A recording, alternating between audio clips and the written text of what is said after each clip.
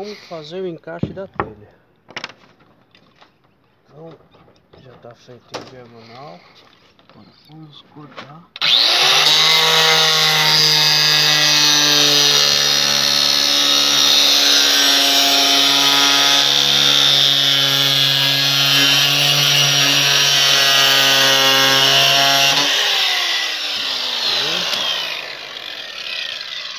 Deixa eu ver isso. Agora afasta aqui e corta.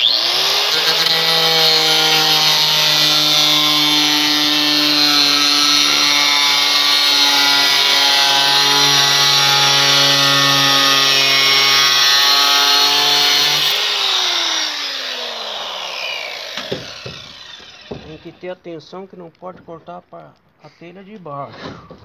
Agora encaixa aqui, pronto, só corre a outra telha em cima. A outra telha vem aqui em cima, já dá encaixe e não fica a ponta levantada.